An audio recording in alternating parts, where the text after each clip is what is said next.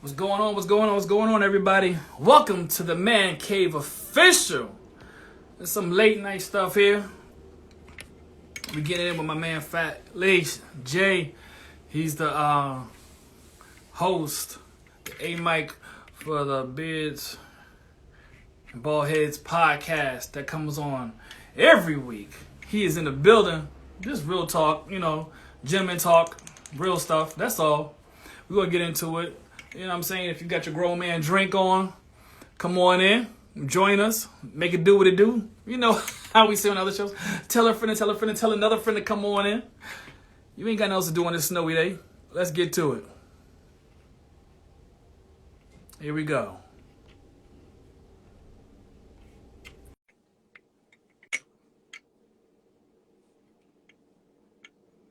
Here we go. Here we go. There we go. Close. You know I ain't got equipment. How I gotta get this right? This looks crazy right here. Ladies and gentlemen, Fat Lace. It's the word though. Jay's in the building. It's the word though. The Beards and Baldheads podcast. We telling. We telling. Let's get it right. I'm trying. I don't know what I'm doing. It was spared a moment, Nah, definitely. It was spared a moment. We chilling, We on our grown man stuff today. Everything has to be professional. Word. How you feeling today, brother? Chilling. He said chilling. One of them days. I get nervous. I told y'all not to do the split screen. This is brand new. I feel weird. He said, hold up. And I ain't got an iPhone, so I feel like I'm kind of down right now with FaceTime, but y'all know I'm not. I'm still the green dot, Right. Yeah, that's going on, man. So I said, let's chop it up. You know what I'm saying? Everybody snowed in over here. We over in Jersey on the East Coast, and I don't know what part everybody else chiming in from, but we snowed in. It's a Wednesday night. People get called out of work. People probably ain't going to work tomorrow. Kids probably listen. They have virtual call outs for kids in school, man. What? It's crazy. We're in the different times, man. We definitely in different times. So you just gotta roll over. Huh? Like, you just gotta roll over. Like, what's the problem? Man, what you drinking on tonight? I'm sophisticated. My sangria, I'm sophisticated. Sangria? Oh man, look. I got that bourbon. I got that Jim Beam honey. Oh yeah. That's where it's at right there. Yes, sir. What up, though? Dude, man, I'm sophisticated tonight. I'm mad, I finished the Jameson, so. Oh man. And when it snowed, just stop. We ain't going nowhere. Yeah, I said, let me go to the store and get something to drink real quick because it's gonna be snowing. I'm gonna be here by myself. Let me go get some real quick, because it's gonna be me and Jim Beam tonight. I feel you. I don't know. I was in between when you feel like, I need to stop and chill, looking at my life, and then I'm like, it is snowing. Though. I might want to talk to you later with that sign that you just gave me. You know what I'm saying? Let me get support. Now I'm stuck. I'm stuck chilling. That's what's up. Yo, I'm proud of my little. We both. I'm proud of what I just made from Adidas boxes. I'm proud of my little stand. He said, like, hold up. Let me go ahead and do some make sure. Yeah, I'm proud of my little stand. Coors Light, I see you, Ike. Where I got the Coors Lights. You know what? This just goes to show that you could, if you want to make it happen, you can make it happen. People make so many excuses, like I ain't got this, I ain't got that. To make it happen, use your imagination, do it. Yes, absolutely. Cause I'm like, I like this right balance. Yes, sir. Yes, sir. So we said we're gonna come over here and just talk about it. If anybody drop in the comments, and this is a man cave, so when women pop in here, it's cool. Women can pop in here, but it's this where the men come on a late night. When the household go to sleep, kids sleep, wifey sleep, and we just up in our thoughts trying to decompress ourselves from our day, and this is when we have our own personal time when everybody sleep. You get a point for decompress. Decompress. I like that word. Yeah, bro. So look, we're both black men in media out here. You're doing your thing over there. Congratulations to you celebrating your 3rd anniversary. Come on now. Thank you. Come on. 3 years, man. Come on. 3 years. 3 years. Good looking. Beards and Baldhead podcast. Oh man. Yeah, look, we got the beards and I got the We baldhead definitely, too. we definitely look. I got the baldhead going on. That McDonald's, that Wu-Tang style. Man, It's real. mine's probably way back here. Yeah, I freshly cut my hair yesterday, so Thank it's you. fresh. It's fresh. Nah, it ain't nothing like that when it's fresh. Like sometimes you feel confident, you look at that bit like brush your teeth like, oh. But when it ain't, when you got the Uncle Phil, it ain't looking right. No, Uncle Phil, I see somebody who under 30 with the George Jefferson. I said, bro, cut the hair off. He had the George Jefferson. Had the extra broccoli in the bag. I couldn't believe it, but I ain't gonna mention no names. I ain't gonna put nobody else. I said he had the George Jefferson, man. Weezy, they moving on up. Nah, that's not moving on up. They moving somewhere. Nah, waves and beards don't get no love. There's too many blessings from God. You can't have the waves in the beard. Then you cheating. We hating on you after that. But no, right. True Lies got it. That one of the most of the show. Shout out to my bro. Shout out to everybody from the team. Word up. That's what's up. Look, Cass in here, RSVP Cass from No Cosign Podcast on the check-in. Big show. Sunday nights. Got the Look, he said waves and beard. He got the waves and beard. Yeah, he got too much. God love him too much. We gotta kick him off right now and come back on. We got wait a minute. What's going on? We got hate him for 2 seconds. You blessed. I'm glad he actually in here because I wanted you, just to chop it up, kick it off about, we had offline conversations talking about, being our responsibility, being Black men, and just being men and the platforms we have and the responsibility and the weight we hold, being on a forefront media, this social media age we're in. You know what I'm saying?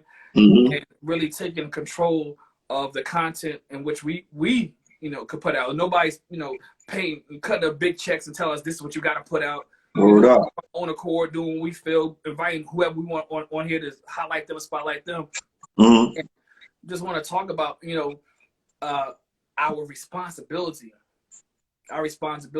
as being not only Black men in media, but our responsibility to our culture, to our race, to our community, and putting out quality and authentic content, information for the people. And I know you've been doing your podcast for 3 years. Talk about we both want to talk. You can ask me questions too because it's not a one-way conversation. Living our truth is real important, and our truth is not always what the media, even social media that we see all the time. That's might not be what we care about, right? And who we praise, like when we talk about like the conversations we've been having offline. We don't do this, so this is no. We really would be talking at this time, might be 1 o'clock, like this idea, or I'm looking at this, or we just chopping it up and building. But we're building from our truth. So what's important to us is truth, first and foremost. And our truth, it resonates anywhere.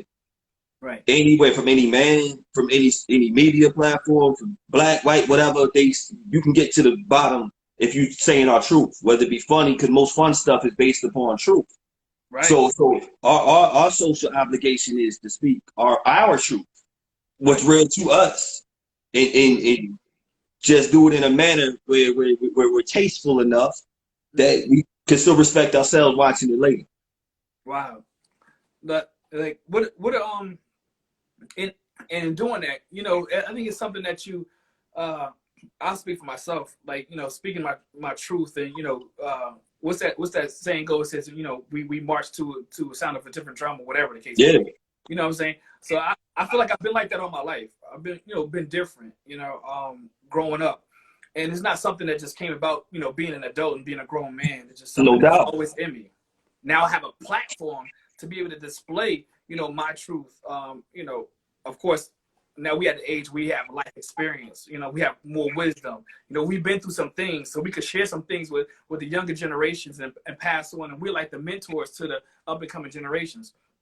And I just feel that it's important, I think about when we talk about our truth, to have a clear perspective, man, have a clear perspective on life, not just from our place and our position, but just having a 360 view. And be having the ability as interviewers, having the ability to put ourselves in somebody else's shoes and be able to sympathize with them and seeing where they come from, and to be able to help them tell their story that the next person can learn something from it. You know what I'm saying? Yeah. So I want to ask you, like, in 3 years, like, what was something like, what got you into doing a podcast?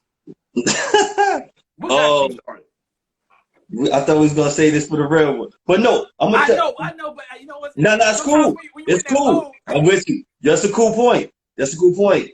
You know, I'm gonna bring it back. We talked about since we were kids, right? right, And how you felt. You like y'all knew I was different. right. The reason why that story was so funny to me, because I related. Anybody who went to school with me, 6th grade, Cedarbrook School, Plainfield. Y'all look in the yearbook. What do you want to be? You gotta say, what do you want to be when you grow up? You know, you got a whole bunch of Michael Jordans, NFL players. This before rappers were the thing really to be. Okay. I'm the only person who has, I want to be a talk show host. Really? Yes, in 6th grade. Wow. So, shout out to my girl, DJ KT. She about to go in. She just said, so my mind state back then was like that. Okay. I've been watching, I used to take anybody who's been in my house, I used to take them on TV Raps, Video Music Box, Rap City, and watch the interviews, Arsenio Hall shows, and watch the interviews. Yes, so I've been doing this since a little kid. This was my interest. It's always been in my heart. And now it got to a point where, you know, I've done little shows and been on different platforms, but to start my own, I got fronted on by some people. And I'll get in more detail about that another time. But I got fronted on, and they almost made me forget who I was. Okay. So when I'm around these people, I'm like, you know, I'm helping this situation out and helping them out. And it was a media set, and they had a show. And then I'm like, yo, y'all tried to front on me. Yo, y'all playing. Yo, y'all corny. And you know what? I must be corny too right now because I ain't living my truth because I'm trying to help others and I'm not being really me. So I'm like, man, you know what? I'm not going to give nobody else an option in front of me in any type of situation. I'm going to put my own together. Mm-hmm. And when it came, like, as far as what type of show I wanted, right. I looked at it as this is a, when I say shout out to the barbers and hairstyles, it's the same way when people say shout out to the underdogs, but the barbers and hairstylists are so important. You going to front on your barber? Mm-hmm. You're going to front your hairstylist? These are the people that make everything look good before you do whatever you do. That's right. That's true. So I'm like, man, this is going. My whole thing is to do God's work and let's praise them because it's so important. Mm-hmm. But on the daily, they don't get the praise on the media platform. So I just thought about what I wanted to do with that. So that's one of the main reasons why I wanted to get and start doing my own show. Before I even said, okay, the Beards and Baldheads one was going to be it, I'm like, nah, y'all can't. Let me stop fronting on myself. Let me stop fronting on God like God ain't blessed me like that. Right. Like I ain't got it. So let me get to it. And it's been fun. You know? And it's been getting better. And I like putting in the work. Wow. So, I mean, that's what keeps you going. Like, you know, our platforms, we have 2 different platforms. Like, you have a whole panel. You got, how many other guys? 3 other guys that work with you? 3 other guys that work with you. You know, what I do is one-on-one. I've been on a platform where I did, you know, internet radio, and it still was pretty much a one-on-one with me and another guy. But I never had worked with more than 2 people at the same time, and that gotta be challenging in itself. That gotta be challenging because I'm absolutely because you're dealing with different personalities. And it's live. And it's live. Like it's no cut. Wait a minute, rewind. No take two. There's no take two. So now it's absolutely. I'm gonna tell you, I've been through. I shout out to my bro. Shout out to Jock. We start together. Yo, man, anybody know us? Sometimes we can clash, and sometimes we can clash just as men and just as people with communication. Right. But when you do it live, it doesn't look good. So, you know, it's times where we had to have like off-air conversations to try to get better because it's been times where it was difficult. And during these times, when I got my cousin Dion on, at the same time, True Lies, TJ is there the whole time. What makes it work and why I feel blessed, and shout out to Barry because they slowly started coming on as guests, and then it went from being guests, and shout to G Money. It came from guests to being hosts. And the reason why I felt Barry and Dion beside would be such a perfect fit, and the reason why TJ is such a perfect fit, because we know how to listen and respect each other's voices and fill in the gaps. It takes a while, but when you have respect for amongst each other in conversation, if we were just talking to each other in a room, we can let this one talk, finish their point, and interject. But think about that person who's arguing about sports when we at the barbershop or just at the crib or whatever, and everyone's talking over each other and they don't respect each other. We respect each other, and I definitely respect their minds and what they have to say, where we know how to fall back, even if it's that much of time. Right. And because we trust each other. So but it definitely get hard, especially with me trying to control the flow of the conversation, but I can't control what comes out their mouth. But I respect and I trust what's about to come out their mouth. So it's a blessing for me, because now it definitely could be hard. Wow. But we got respect for each other. Wow. That's good, man, because like I said, finding people to work with, just building a team in itself, it's hard. It's hard. You got to find a chemistry. Y'all got to have a good rapport. Y'all got to know each other. And that's another thing. We known each other for so long. It's not like I found somebody. These are people I can just have conversation for hours with about anything. So if we bring a topic to it, it's way easier. So when it's days when it's not all four of us, it might just be two of us. We can still run it and keep it going with just the two of us. Right. Wow. That's good. I mean, that's a good thing. It's good to see, brothers coming together and really doing something positive. Like y'all, you guys bring quality people to the show. We brought you. How did you feel when you were on the show? Huh? How did you feel when you were on the show? I felt great. You know what I'm saying? At first, you killed it, by the way. Like when you were there, it felt like you were in an interrogation room for a second. But no, but you guys know. But you guys, not saying that you guys would interrogate me, but you guys made it comfortable. I didn't feel like I was like bombarded with questions. Everything with the flow was smooth. You with the A mic and everybody else chimed in, and it was, y'all complimented each other. So the interview was solid, man. I enjoyed it. I had a good time answering questions, things I've never talked about publicly before or live. So it was on point. Yo, it is crazy. I'm like, because I never asked. Like, we don't go over what we about to discuss. Right. And the way I just look at you, and you've been through so much, and you achieved so much. Certain things that we discuss, I'm like, yo, he is real. He's one of us. We talked about this and talk about some of the topics. Y'all have to watch it. Right. The topics that we discuss is because we're looking at you and we're honoring and praising you. And we're like, yo, if he could do it, he went through this, we could do it. Right. Every last one of us. It was a big respect that we had for you. Besides, and your art is super dope too. But as a man, it's like, dang, yo, he went through this. We go through it. You know how we talk after the show. Absolutely. And so after the show, we're like, yo, man, she said this, got on my nerves, and this, and that's as talk, having that man talk that we can't hear. Right. And you're one of us, and we all, we're all one and the same in the fact that you can still be focused. Absolutely. And accomplish your dreams. It's a lot of us, just tapping out, making excuses. Yeah, and like you was a real professional with the whole ordeal, with the whole me coming in for the first time and rocking out with you guys. Listen, this man had a gift. I said, you came with a gift too. Let's be clear. We was on the same wave. I said, I can't come. I said, like, this is the Breakfast Club. I'll be coming up here with a gift for for Angela Lee, Envy, and Charlamagne the God. I said, I can't. I'm gonna step up in here right. So I had to go get a gift real quick. But lo and behold, he had a gift for me too. Listen, the hospitality was real. We exchanged bottles, exchanged love. He had the food. He had the chicken, bro. He had the chicken ready. He had the chicken ready. I was hungry too, so I was.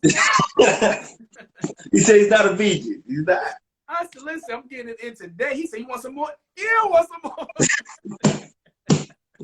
Yo, that was real. That was real. And it connected. It, the vibe was cool, man. The vibe was so cool. And the amount of respect I had for your craft. This ain't for you, man. Definitely. I'm like, I remember, see, people don't realize how it'll be after a show, and I'll text you the way you did this. Or I'm gonna hit you up like, yo, man, it's everybody can't do this right now. No, no, no. Everybody is in shout out to those who do it and do it well, and everyone, and shout out to those who got their gift and get better. I'm like, nah, I gotta bring this shit because man, he's dope like that. So be talking Charlemagne. I'm like, nah, this is that one right here. He's the one. It's just a matter of time before everybody else knows you. Wow. You got a skill set and you within your craft. Well, I'm like, yo, I'm talking to a genius. Listen, you saying that about me, and you the one been on the air for 3 years and running, and I'm looking at you like, just to be able to do this for 3 years. That means you interviewed a whole lot of people. That means you've seen a lot of different personalities come through your set. A lot of questions was asked in those 3 years. If we could count like the amount of questions that you asked in those 3 years, it'd probably be like something ridiculous. But just giving you your props at the same time, man. It ain't no easy task, and you gotta be built for this. You gotta be cut for this kind of work. Ain't nobody just gonna get on the camera and on the thing, because you not only asking questions, but you behind the scenes what people don't see. Like you putting up the different pictures. You controlling you the director. That's why I'm working right.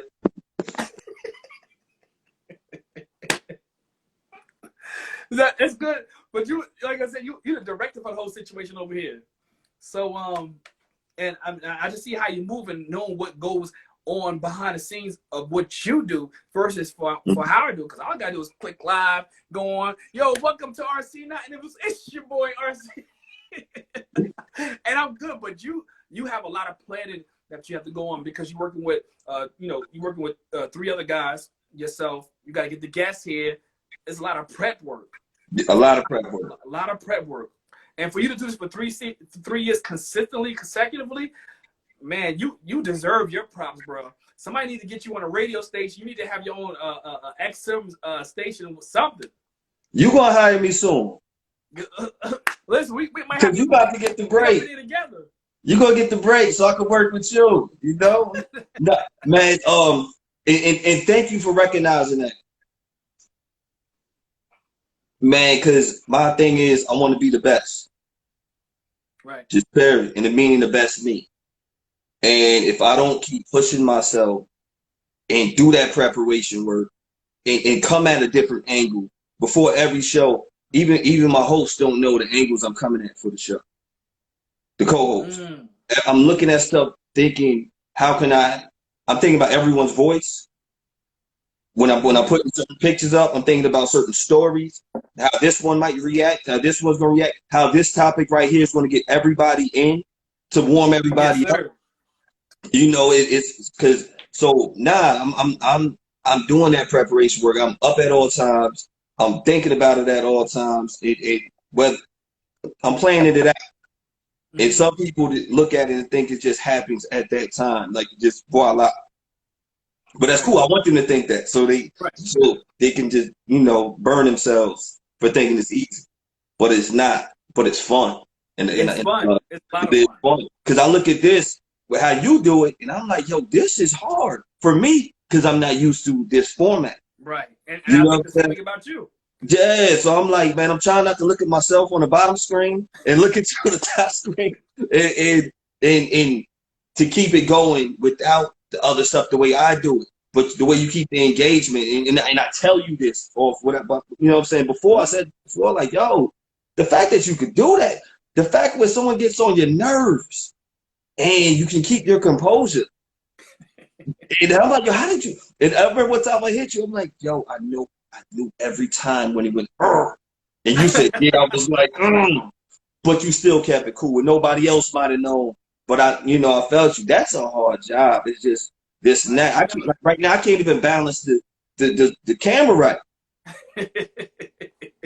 I got a lot of learning to do, and I'm still and I'll still ask you like, yo, how do I do this? How do I do this? This right here, we spoke about this. This is, Right. you know, so man, this is not easy. Right. It's No, not, it's definitely not easy. And you know what? But you know what? Like we always say, iron sharp as iron. You know what I'm saying? yes, Like Cass is on here, or No yes, Cosign Podcast. Like we see how he do. He got the whole smooth. headphones on. He got the Word, like, switchboard. guys, we see you. We see you. We see you real smooth. In he's another person. I'm happy you put me on to him. Just his different style. You know, some people like, man, they feel it's competition amongst people. If you're a fan of something, especially people who care, you like styles, like rappers in the '90s, from the Wu-Tangs, the Busta Rhymes, the DITC, to the Pox, to the Too Shorts. They all respected each other because they respected their style. Right. Like, yo, I like how he do it. And so, man, we have to, with the people who hate and have hate at first because they don't love themselves and they don't respect the craft. If Right. you love yourself and respect the craft, I could watch you and I'm like, yeah. Just like I'm watching Cass and I'm like, yo, you hear his wife calling from the background, like, yo, this is L. When I watch Nori or Fat Joe, I'm like, yo, this is L right here. Not just, okay, Charlemagne and Envy have to be the top and the say all, be all. Right. Nah, it's a lot of talent. There's a lot of people who are very skilled, and you are one of them. He's one of them, and it's dope watching. Yeah. It's real dope watching. Yeah. It's a lot of us out here now. A lot of people don't get their props in, and us who are genuine about it, and we just do it because we love it. We don't look for the props. You know what I'm saying? No. We're not out here for the clout. We here to more give help other people shine. You know what I'm saying? We're not looking for the shine. If it comes to us, we take it in stride and thank you. But we genuinely love what we do. And if it get us to the next level, then so be it. But we know that I think, and I speak for myself, and I'm quite sure you feel the same way. We have a purpose. We have a God-given talent. You know what I'm saying? We have a responsibility. And no matter where we are, no matter what community, what state we are, we have a responsibility. It's like we wear so many hats. We are. It's like we're talent scouts. When you bald, you gotta wear them hats. Yeah, right. You bald, you gotta wear them. We wear so many hats though, because like you were saying before, how you peep certain things about certain people. Like, oh no, he got it. No, we gotta get him on the show because he may be the next whoever. Like I peeped the gold. Like I peeped the gold right there on that chest. Like, yo, you know I wasn't gonna come there. Like, what's that? RC Vision? I see that. I see it. RC9 Vision, baby. I see it. I see it. I peep it off. No, we got to keep it moving though. But one of the things I wanted to do though, is just I'm really appreciative of this year and the ties that I have and the ties that has formed, and those have finally met and came together. Like with you, with Kaz, with the other the virtual black business, circuit as well as it's a lot of, it's a couple of us out here. Another podcast that comes on every week, Stephen Strickland, he out of Newark. He does his thing every week. I think we need to come together as men, as black men, especially in the media field, really band together those who are authentic about what we're doing. We don't have anybody, pulling strings. We don't have no program directors telling us what to do and how to do it. We really are a force out here to be reckoned with. And if we really come together and get on one accord and support one another and have each other back, we could do some damage out here for the good. For the good. For the good. For the good. Especially for our community, for our culture, what I'm saying, for our race. Like we got what it takes. It is. What'd you say before? Hold on. What'd you say before? He said we gotta change the conversation. We gotta change the conversation. That was another reason why I wanted to where I said no, I gotta get my show going. I'm around. Shout out to my cousin Ron and a lot of his friends. They were like family. When I'm hearing Mel D. Cole, Mel is doing this for the roots and this, and we just around here, and I'm around everybody family wise. Right. And I'm not, and I'm an artist as well, and I'm not pushing my potential. And it's like, yo, what's going on with you, Jack? Yeah, I was chilling. That conversation was whack. He said that conversation was whack. Yo, what's good with you? Nah, you know, cool, baby. How you? Y'all might go get this drink. Cause you know what? I don't like the conversation I might say. You got to change your conversation. You got to change your attitude on how we want to approach things and show love. Like back in the days, all these people. Remember, I'm a hip hop guy, so refer a lot to rap. Mm-hmm. You saying so? You got Fresh Prince, Jazzy Jeff, Public Enemy, NWA, EPMD, LL Cool J, Big Daddy Kane, all on the same tour. Crazy. They're all on the same stage. Crazy. They're all different, but they're all on the same stage, and they're all speaking to an audience. Right. And that audience loves all of them. Mm. We all can come together. What we do in media and come together and let's speak to an audience. Let's figure it out to get our audience to grow with each other. Right. The same way we bought all these rap CDs and the way the rappers got together to get money and have fun. Let's put our minds together. Right. This is all new though, but we can figure it out. We got enough geniuses around here. Yeah, we have enough geniuses around us. We have enough people with not only the ability and the skill set, but those who have also paved the way for us. Yes. The blueprint is right here. Yes. It ain't hard to find, with the trail and to follow it. It's just, not getting lost in that trail and being true, speaking your truth, staying true to who you are, knowing who you are, knowing your purpose, and just going with it, not being afraid. What made you not be afraid? What made me not be afraid is actually just seeing everybody going with the flow. And I realized that I don't want to be like everybody else. You know what I'm saying? I don't want to go with the flow to sake of, oh, this is the norm. You know what I'm saying? I don't want to go with the flow. Oh, this is what's trending. I look back, off of the whole social media, not off of the whole interviewing thing. And I look back and I just see things like from a kid that influenced me. Like when I'm seeing an older man in McDonald's sweeping the floor. And he probably like in his 60s. I'm like, why is this man working at McDonald's sweeping the floor? Like, they got to be more than life. Like, this is not going to be my life. Not knocking them. Like, you got to do what you got to do. You know what I'm saying? Not knocking anybody who is out there doing it. But I'm thinking, like, certain things need to happen for certain things to change. You know what I'm saying? And for me, when those influences from a life, little things like that, cause me to be a risk taker. And if you're going to be a risk taker, you can't be afraid. Because you're going to come against some stuff that's going to be like, if you ain't built for it, it's going to put you back in your shell. You're going to stay there. Word. You're going to stay there. It's like, oh, hold on. I'm a lion out here. I ain't putting my tail between legs. I'm a lion. Yo, no, we ain't talk about. We ain't talk about our original connection is Track. Yes. Track and Field. Yes. And please believe, for those that don't know, he is nice. You was nice.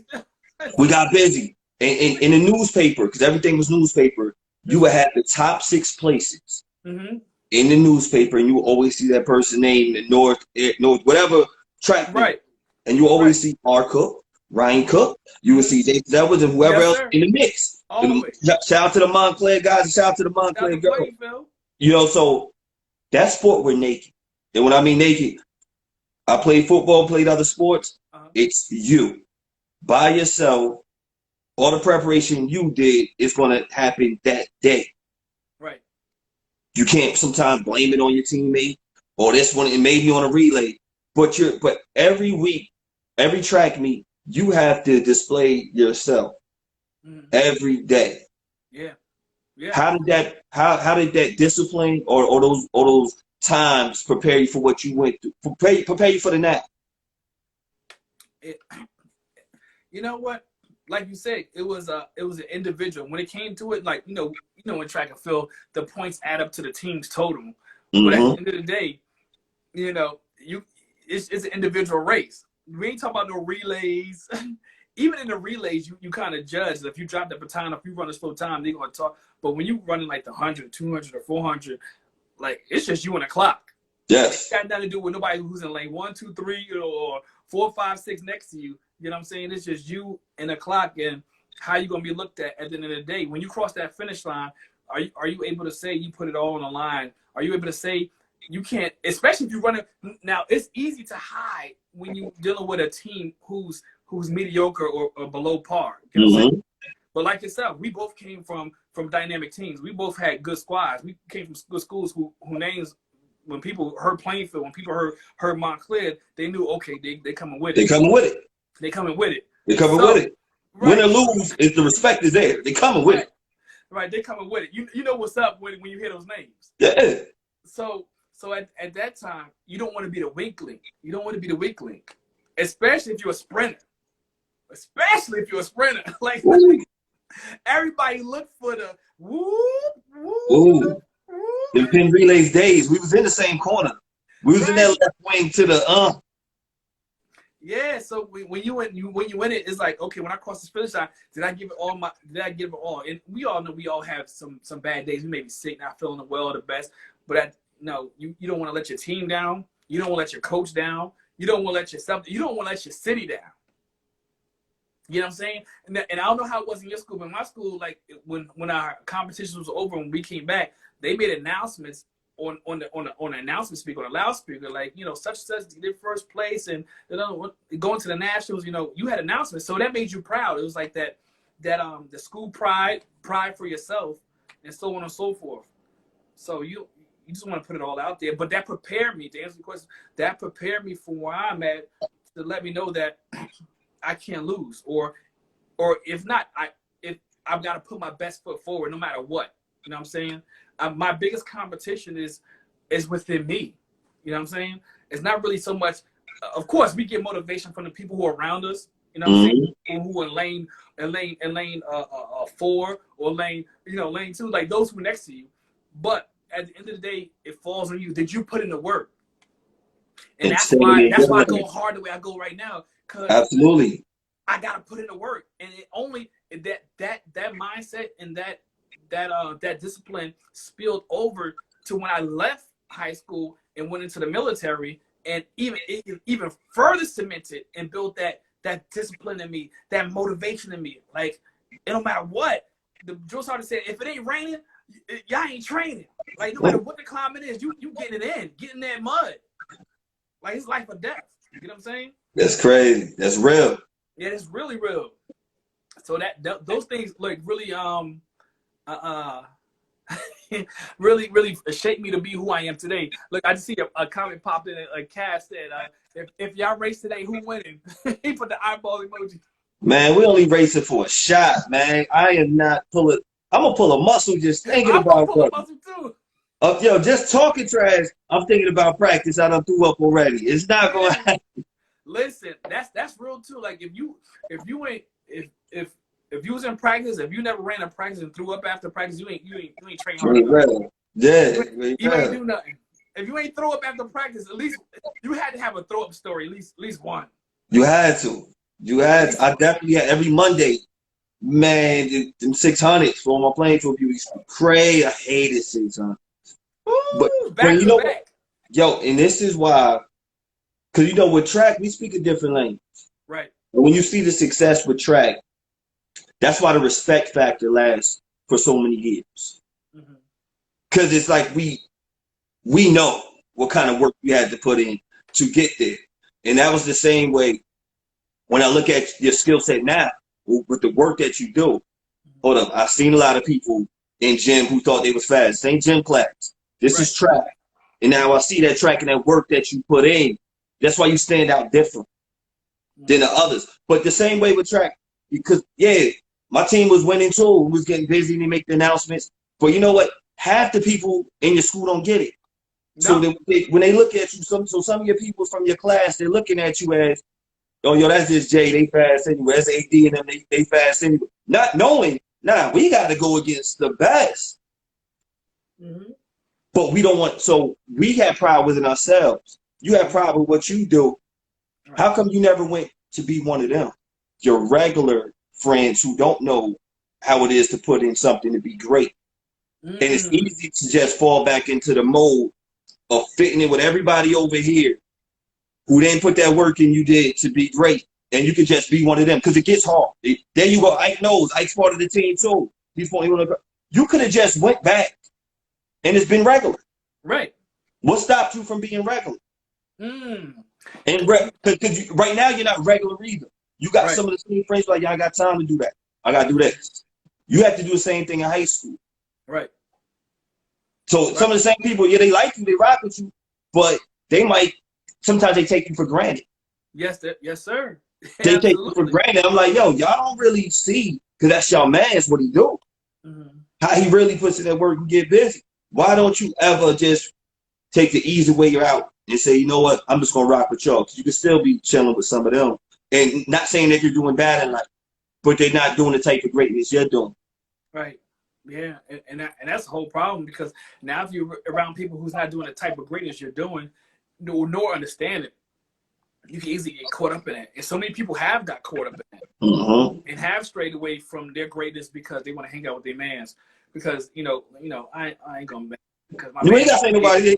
It happens to all of us. I fell victim to not fulfilling my purpose too, and I can't blame my friends, but my mentality within myself. Right. Not just taking the easy way out, just chilling. We all chilling. Right. So you gotta change that conversation. Yo, what you doing? Chilling. You about to get right. About to. Yo, look, you going to practice today? Nah, I ain't gonna practice today. We can go hang out, skip practice, or do something. You're not skipping practice. Wow. And now you don't have a coach. Now you don't have a coach. It's just you. It's just you right now. Life is your coach. Life is your coach. Life is like, what you gonna do now? Like, you gotta pay your bills. What you gonna do? Yeah. You gotta keep this running. What you gonna do? Yeah. So life is like, let's sit back. Life is like this. Like, I'm just waiting. What you gonna do? It's on you. Word up. And now that's real. That's real. You doing mostly. You do a lot by yourself. You don't have a staff. Right. We spoke about this. Does it get overwhelming? What, being by yourself? Doing it by being yourself? By yourself. And why is it hard to have somebody? Why is it hard to trust to say, "Yo, can you help me do this?" Because you know what? It's hard to. I think it's hard to ask somebody for help, because at the end of the day, when you know who you are and the drive you have and what you come with, you realize that everybody's not cut like you. And it's no shade to nobody, because we all different, we all unique, we all have different purposes. But you realize that that if you want something done right, 9 times out of 10 you're gonna have to do it yourself. Straight up. A person like ourselves, like, we think different. We see different. We're visionaries. You know what I'm saying? We don't see just for the moment. We see like 10, 20 years down the line. Absolutely. Down the line. Absolutely. So you like, why you still stuck in here? We like 30 years in the future right now. Like we moving our chess pieces to set ourselves up for the future, and not only ourselves, but for those who we are going to bring on, those who are going to add to the squad, those who are going to add to the team. Like, we're building an empire. We're in empire building mode. We're in legacy building mode. Like, this isn't. Yeah, we know. When you get to a certain age, you realize that life is really short. We hear it said all the time, and it's like kind of cliche. Oh, life is short. Life is short. But when you start getting older, you realize life is really short. I ain't got that much time left, so I got to make some power moves real quick. Word up. I got some seeds in here that I need to take over, and I got to pass the baton to. You feel me? So it gets hard to trust certain people to do certain things. You know who you could trust for the short term, and you know who you could trust for the long term. And you're your own general. You got to move accordingly. Like, these are the soldiers here. These are the men and women I got here. I'm gonna use this person for this piece, and use this person for this piece, because I know they got this kind of skill set. I could use it live. You gotta be a manager. You gotta be a director. You gotta be a boss. You gotta be everything. You gotta a motivator. You gotta be a custodian. Yes. Take this one. Yeah. Like, you have to wear so many hats. And you have to, your ego has to go away for the success. Yes, sir. I know you've had some shows, you probably had some photo shoots. This one's not giving you what you want, but if you yell at them, it's not going to be successful. No. They can maybe gave you an attitude. You're like, all right, I got to curve this in a certain way to get this out of them. Like, how hard is it to keep that demeanor? Is it the money that's on your mind? Because I know money and respect, sometimes you might have an F this check. I want to Right. But Right. how do you keep that drive of keeping poised to finish the product? You know what? It's life training. It's what you've learned um, up until that certain point of life. Um, I don't care if it's home training. I don't care if it's the jobs you have. I don't care if it's just your person as a person, know how to deal with people. Um, what's prepared me is the different jobs in different arenas I've been in. Whether it No be doubt. track, whether it be the military, whether it be working corporate, whether it be working in a factory. I've got an array of experiences in dealing with people that gives me a greater insight on how to handle people. When certain situations, circumstances come up. I'm not one dimensional. You know what I'm saying? I'm multi-dimensional when handling people, because people are going to be people regardless. And you can't control how they're going to respond. You can control, what they're going to do or not do. Only thing you can control, I came to the realization, only thing I control is myself. True. And as long as I stay level-headed, as long as I stay, keep my feet planted on a on solid rock, on the foundation. Listen, that's it.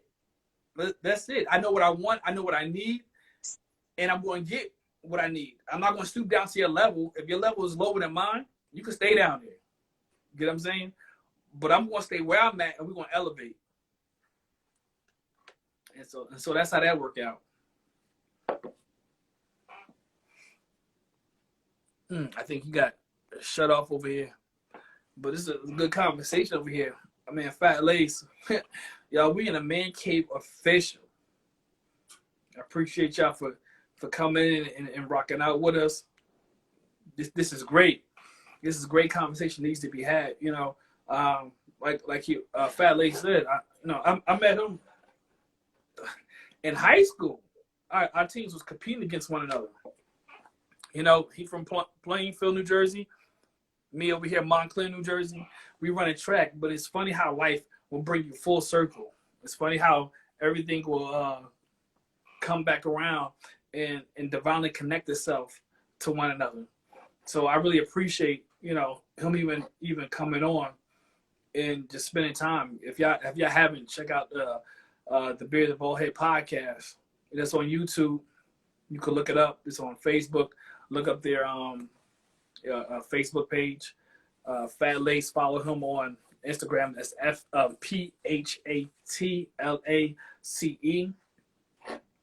But we got to be resilient.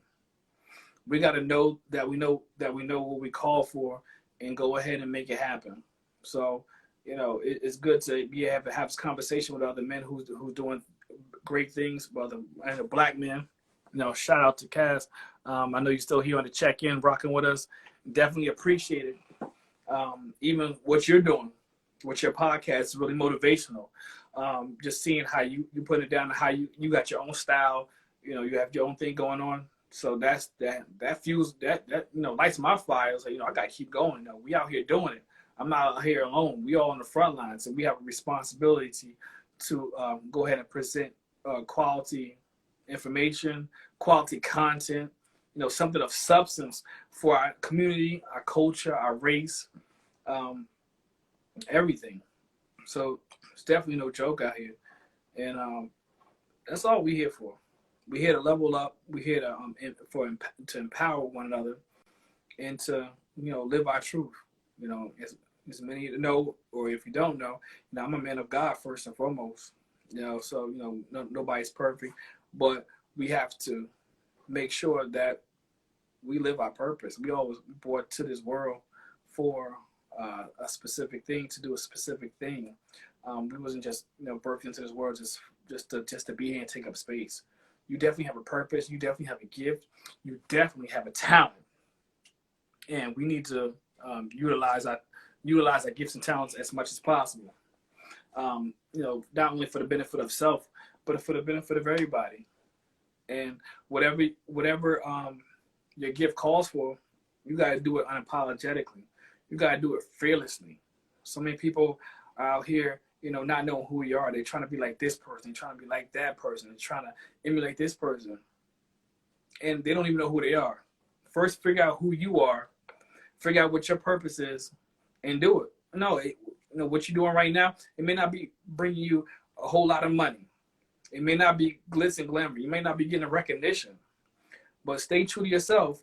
And in time, everything will grow. As I know, the word of God tells me, your gift will make room for you and bring you before great people. You have a gift. We all have a gift. At least one gift we all have. And if we stay true to it and we stay focused on it, in time, it will bring us before that audience. Our timeline is different from God's timeline. So I ain't come on here to preach, but know who you are. Establish your self-identity. And then once you establish your self-identity and know who you are and what your purpose is, then you'll be more influential. You'll be more beneficial, not only to yourself, to your family, but all of those who you come in contact with. And you don't have to worry about being a chameleon.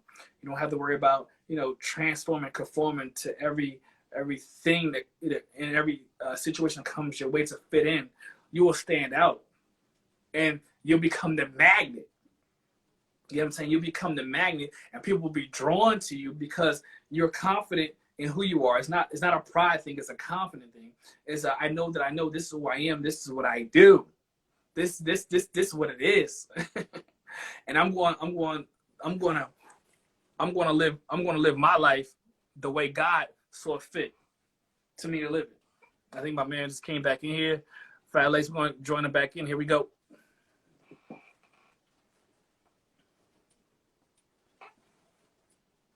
Here we go. Yo, man, it to be great. There you go. Right. We still rocking and rolling. It's that devil. You know what I'm saying? Coming in the middle. Look, he had to re-up. He had to fill up his glass real quick. Had to get a little, son. Yeah. I'm just in here talking with the people about, living their truth, living their purpose, knowing who they are, being able to identify themselves amidst of all the society. You got to know who you are apart from society. Apart from, what the television is trying to make you be who you are. You know what I'm saying? Stop trying to follow all those dreams and all those things that they project in front of us. Just be you. You know what I'm saying? Be confident in you and live your life, live your purpose. It's hard for some people to understand what it is. Yeah. Their purpose is because they try so hard to be somebody else. Because they identify sometimes with the wrong thing for the wrong reason. Like, when I say I could watch your MTV Raps or Rap City, and I like the job of a Big Tigger, but I don't want to be Big Tigger. Right. I like the job of a Ralph, but I don't want to be Uncle Ralph. You got now people want to be, not everyone, that Real Housewife, the hip hop, whatever wife with all them shows. That's right. A reality star. So they want to be the reality and not the profession. But they think the profession, they get it confused with reality in real life and who they want to be in real life sometimes. So it's hard to pick who they really are. Yeah, and the television do that because they say reality TV. So now it's changing. The conversation changed because the TVs are projecting reality TV. So now everybody's coming up who's watching this. They associate reality with what they're seeing. Okay, so this is reality. This is what I got to do. This is who I got to be.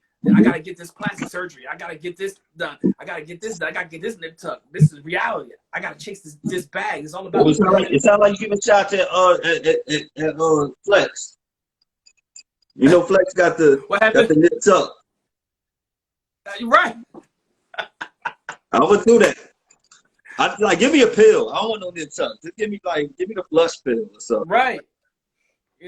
So the reality TV, it really is not reality, and people don't realize that this stuff is scripted behind the scenes. And absolutely. And the editors, the producers, they chop this up how they want to chop it up to present it to how they think it's going to sell and market. Well, how do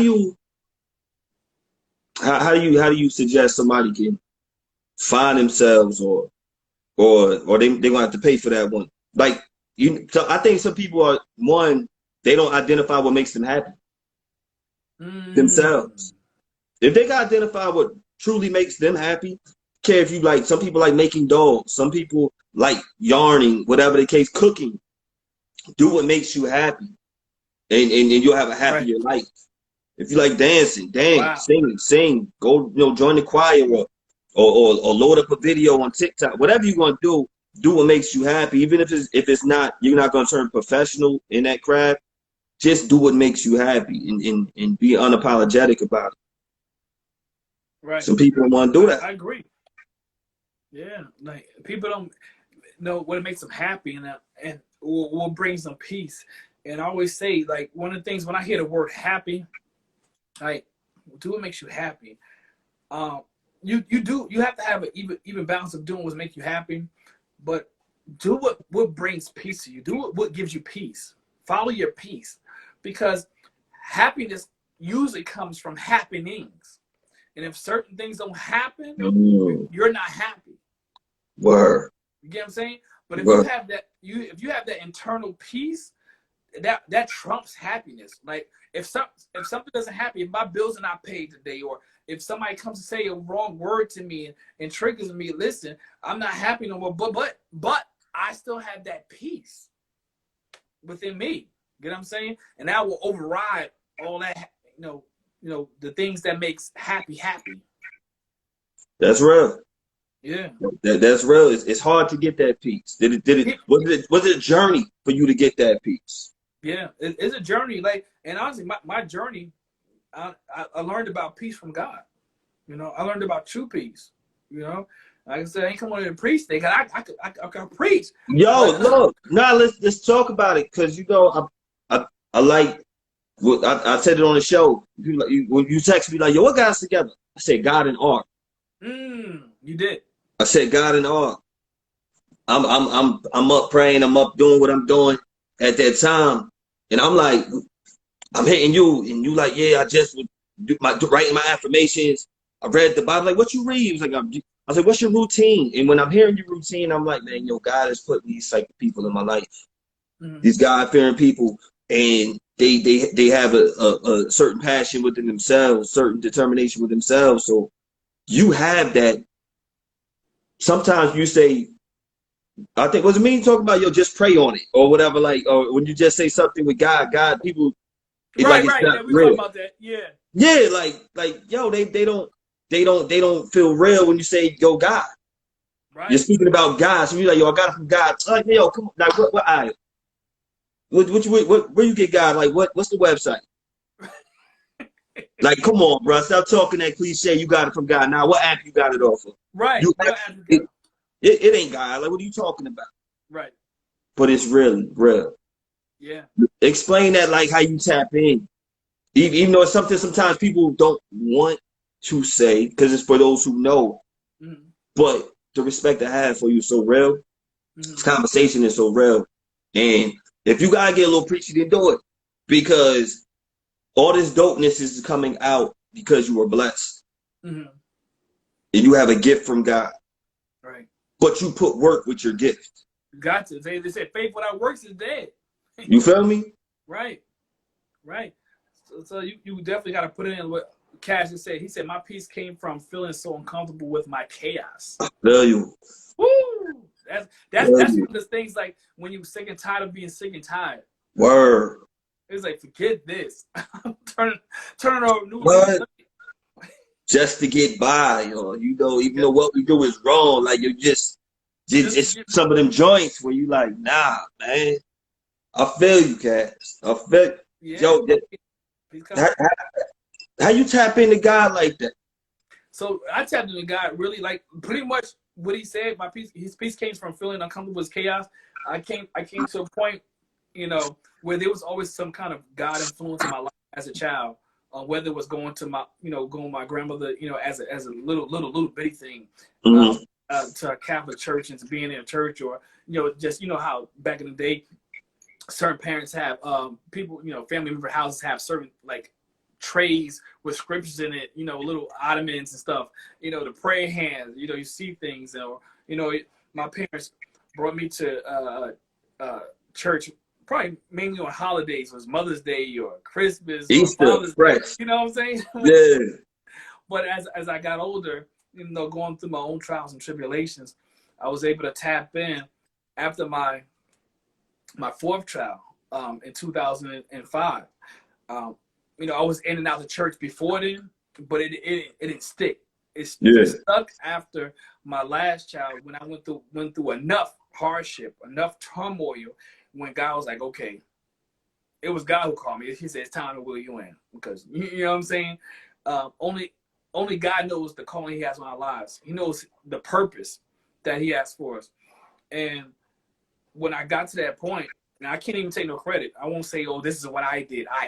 It wasn't me. Honestly, be honest No with you. doubt. He willed me in. He said, I really wholeheartedly believe that He willed me in and said it's time.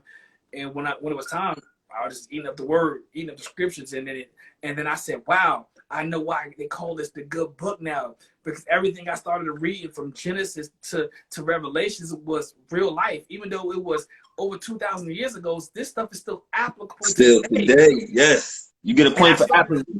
I started to see my life. I started to be able to see, my eyes opened up. It went past the thou and the arts, and it started saying Ryan and this and that. I was like, oh, this is me. This is me. The thou and the art. Yeah. I was like, yo, this is me. And so when it started connecting with me, it became real. And I started applying, the word to my life, and it helped me over humps. It helped me. Listen, it was a mental health counseling for me. The Bible. The Bible was my therapist. My Bible was my mother. The Bible was my father. The Bible was my best friend. God's word, He was everything to me at this time, because all the voids and all the Swiss cheese holes I had in my life, in my soul, He began to fill it up with His word. And that's why I have so much faith right now. Like I said, I'm not a perfect individual. I'm not a perfect being. None of us are. But He started filling those God-shaped voids up with His word, with substance. And then I started seeing things from a different perspective. I started seeing things from a godly perspective, because human beings, we are flawed, and we only see things from a certain angle, right? And so when I started seeing it from God's perspective, and He started giving me revelation, He started giving me visions and dreams and insight, I'm like, oh. Can you give me an example? You give me an example, if you can, without saying, without incriminating yourself or having somebody, because somebody's watching. Right. Give us an example where it was like, yo, I needed that because I was about to lose it, or I was feeling so down. And then the scripture brought me through from this particular time. It could be something about, it's like being offended by something. Like, how we can easily get offended. We ready to turn up. Like, word up. Talking to. Shout out to Squirt Dog that he liked that. He said, yo, don't play no games with me now. Right. It's like, wait a minute. And, now, I ain't get me wrong. I still struggle with that. No doubt. We do. Me too. I still struggle with that at times. But, certain scripts will come in and be like, God gives us the peace that surpasses all understanding. You know what I'm saying? The scriptures tell us not to be offended. You know what I'm saying? Because human beings are human beings, and they're going to do what they do. And I need to stay more in the spirit than I need to do in the flesh. You know, saying that flesh will get you jacked up. That flesh will have you hemmed up. Yes. And it's a constant battle between that flesh and that spirit. That's real talk. And we're gonna wrestle with that to the day we die. Straight up. We're gonna wrestle with that to the day we die. That flesh. Straight up. It's an everyday battle. But like I said, going through at this time when I got into God, so 2005, I was still married to my first wife, and that was ending. Once God caught a hold of me, it's like I was elevating, and it appeared, because I was elevating in God, that my wife at that time was going this way, and we was going two different directions. And God caught me up so much that it was no turning back. I couldn't do nothing. And she tried to hang on for a little while, and she tried to ride that way, but it just wasn't her time. And it's like that sometimes. It just wasn't her time, and it's no shade to her. Like, she's been a great mom to all four of my kids at that time, and even now. But God just had me go a different route, and so finding that peace that surpasses all understanding was vital to my livelihood, was vital to my well-being, was vital to my future, was vital to get me to where I am today. Because without that 2005, the August of 2005, I wouldn't be here in December of 2020. Who knows where I would be because of stuff I've done, and I look back and see the things that God saved me from, where I could have been doing fed time, I could have been probably been dead, I could have been caught up in so much stuff, but for whatever reason, I He saved understand. me. I understand. I've had friends, family who've been do this or do that, and I got it. God got a different purpose because I'm here, and it didn't happen. And I'm not saying it because it was me making the right decision every time. No, not at all. Right. So whatever God got, man, you know that. And thank you for sparing me Amen. and not being in certain positions. You know, so I definitely could dig it. We speak a different language sometimes with our excitement. Mm-hmm. How hard is it?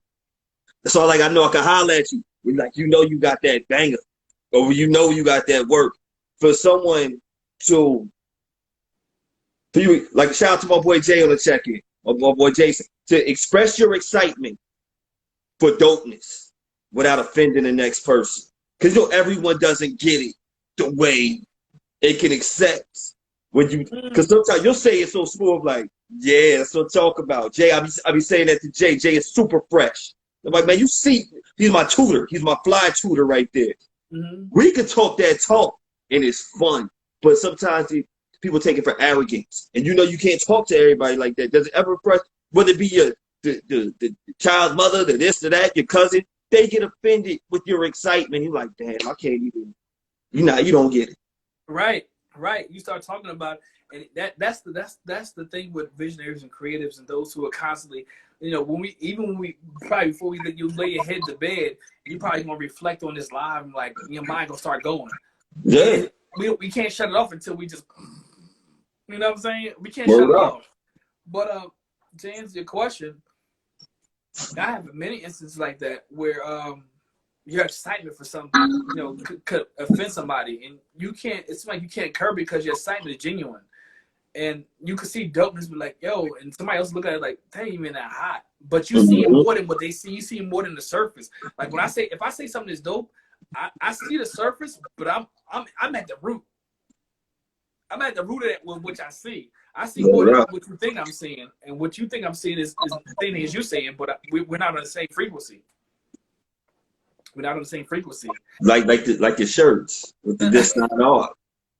That you saw something that made you like, yo, I'm about to put this on a shirt. And when I swear when you showed it, I'm going crazy on the phone. I'm like, yo, this is genius. The thing that people don't realize about this, right? So, when you talking about this not art, right? Yeah. But even with this, I had a talk with another brother, and we were talking about how this logo came about. Now, most people know it's the Egyptian, thing, and it's the Eye of Horus, right? So, this all of this has my RC9 visions in it. I see. Obviously, you see the R, right? I see the C. This is the 9. This is the C. Yeah, I see the C, but you got the 9 going up. Okay. Yeah. Yeah. Everything is in RC9. It just and being though this is the eye, and I'm most people know me as a photographer, so this is my eye. This is everything. Yes. This is everything. RC9 Visions. Yes. Yeah. Yes. Shout out to DJ KT, the voice on the check-in. KT, I gotta go back to the live, but I shouted you out earlier. Did you do it, KT? Please tell me the live is saved so I can, We were just talking about it earlier. I just told her, I was like, y'all gotta check KT live. I'm talking all this trash to her. I hope you did it. But KT, we talking great about you behind your back. Mm-hmm. She's the illest. She's the illest. We just talk about how dopeness is brings people together. Like KT's one of them. She's so dope. Every time I see her, I gotta say something to her like, "Yeah, you can't do this. You can't do that." Thank you. I'm gonna check that. I'm gonna check that live. Make sure y'all check the live on DJ KT the voice. I'm like, you can't do this. Know why? Because I know she's that dope. And if I just say, and she was holding it down during the quarantine too. I checked in a few times when she was during the quarantine. Yes. So it's I like that energy I get from her when she gets busy. And I'm talking trash from the first day we ever really just start talking. I'm talking that talk. And when she gave me that energy, like, yeah, she that one. And then, but I saw her get busy on the wheels for like an hour already, and I'm like, oh man, she's, you know, she had me R&B smooth. She did. Yeah, she do her thing though. She definitely hold it down. Definitely hold it down. Shout out to all the female DJs out there, DJs period. You know what I'm saying? Word So up. stand up. Word up. I used to want to be a DJ. I was GQ my mind, for real. You know, wasn't my calling. Wasn't my calling. But your calling, Nah, this ain't for me, dog. it wasn't for me because I got to plug in too much stuff. I couldn't even hook a Nintendo up. That really wasn't, you know, but I felt comfortable doing. You know, Yeah. how do you feel so comfortable doing all these different aspects of media? You said how I feel comfortable doing what? How do you feel so comfortable? From the photography, from the hosting the shows, from this, you have so many different, the editing. Did it come from practice? Yeah, honestly, editing came from practice. Everything, I didn't go to no official schooling or take no courses. You know, I mean, I took a business course here and there, you know, went to school, but a lot of things came from a straight passion, like, you know, having a passion and then connecting myself with people who are in that realm and learning from them. You know what I'm saying? And then a lot of trial and error. You know, where I was 4 years ago, I'm definitely not there today. But I could look back on some stuff I did 4 years. And I said, man, I could have did that better.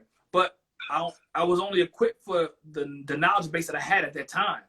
And you know, they say with experience, you know what I'm saying? With time comes experience and knowledge and wisdom and all that stuff.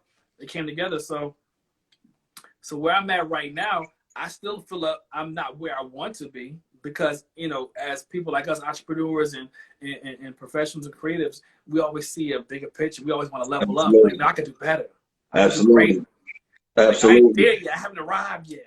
Absolutely. Critiquing the littlest of the little. Like, critiquing the things that people don't even see. I edited a picture and I sent it to one of my clients and I seen something. I said, nah, I gotta finish this. And I sent it back to him and said, what did you do?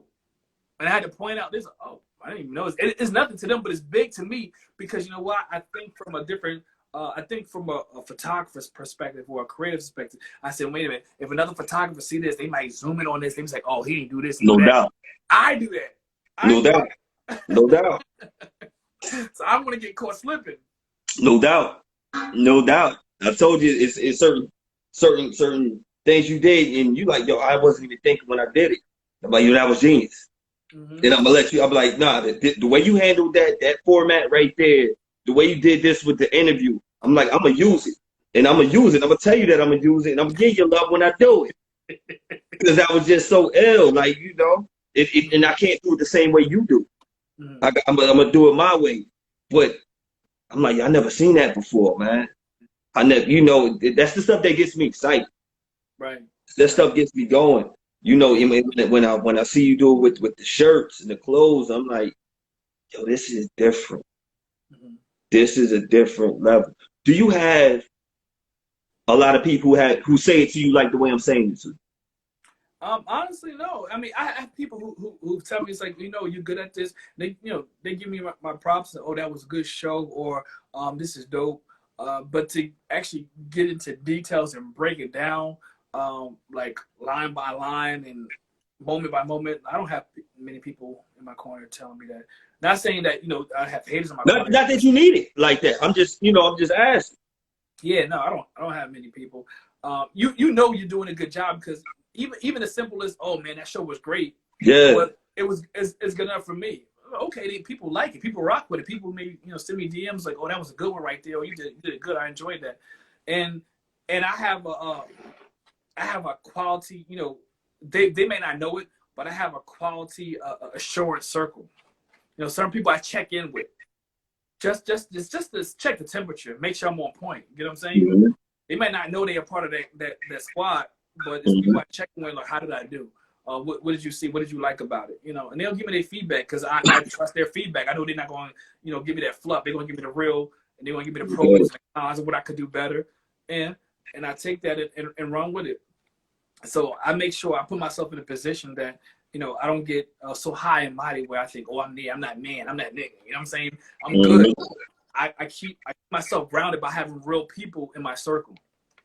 keep myself grounded by having those who are not afraid to say, yo, you messed up on this one. You should have did it this way because this and that. They're not going to tell me that it was whack because it was whack. They're going to give me it was whack because with an explanation. You know what I'm saying? And then I'll take it in. I may agree or I might disagree, but the fact that we have that communication, have that window open to talk like that, it makes me better and keeps me sharpened and shows me where I need to improve, tone it up, or dial it down. I think as long as someone comes from respect, you know, and like the way I watch you, to me, it's never from a whack or non-whack. I could see, like, it was one where I was like, yo, that was so difficult. And the fact that you pulled through was the amazing part. Like, sometimes they don't understand how hard it is because you don't control what's coming out of somebody's mouth. And the fact how you can navigate it and keep your cool at the same time. Man, it's hard. It's hard. It's like you always say, the skill set's got to be there. Skill set's got to be there. It got to be there. You say, where would you rank your skill set 4 years ago? You were still gifted. You were still good. You still had experience. But 4 years ago to today, what was the difference? 4 years ago today, I would honestly say I was really 4 years ago today. I would say that I was really becoming a creative the way I am today. Like, I had the skills, I had the talent. I've done radio before. I've done acting. At that time, 4 years ago today, it probably was more a print model than actually doing runway stuff. So I was still developing. I was still in it like a butterfly, the caterpillar. I was still in the cocoon. I hadn't fully developed into who I was going to be. I was transitioning from the phase of 4 years ago today from being behind a pulpit as an evangelist, being a preacher, being a married man 4 years ago. You know what I'm saying? I was in a totally different realm. But once that last marriage broke off, it's like it blossomed me into a whole. It allowed me to explode on the scene as it elevated me. You guys saying elevated version of me, like my truest potential started emerging even more so. Like I was dealing with the raw RC back then. You know what I'm saying? No I doubt. was doing the raw. I was doing a thing, and I was it was good, but it wasn't the best. It wasn't the higher level. You know what it seems like from what you saying that you were that with the church, you were that with the white. Something had to transition to more isolation now because it seemed like you not left or it broke off. Well, it transitioned to is it more isolation through that time where it's just you, right? It in was yourself. It was the butterfly effect. I came out that cocoon, and I was in the cocoon. And the cocoon represented for me, it was a religious cocoon. It was a marital cocoon. It was my own self cocoon. I was locking my own self in certain boxes, in certain dimensions, and not allowing myself to really expand because I had to be a certain way because I was in this box. I had to move a certain way because I was in this realm. Now I was looked at as this. You know what I'm saying? So when the chains broke off of me, and I was like, oh, it's free game now. Oh, they've unleashed the beast now. I full throttled into what is now RC9 interviews, but before getting to my photography, I was just known as RC interviews. Yeah. So my whole objective was, you know what? I'm gonna start interviewing people because I've done this before. I enjoy doing it, so I'm going to interview up and coming talents in the area and do my thing. But that transitioned me into being a photographer and exploring that world, making connections and meeting other people. Then start getting back into the interviewing phase of me, and then going more acting, then going more into modeling, and then going more into co-publishing a book, and then going more. It just took me to another dimension. It kept going and going and going, creating the shirts and creating groups. I'm like, it was no end to it. So, every situation, every opportunity. I mean, every trial and tribulation in life that I come across, and every stumbling block that appears to be a stumbling block is actually a step. It's a stepping stool for me to level up. I don't have any Bible scriptures, but it's the most like Bible-ish scripture I have, and that only God could judge me.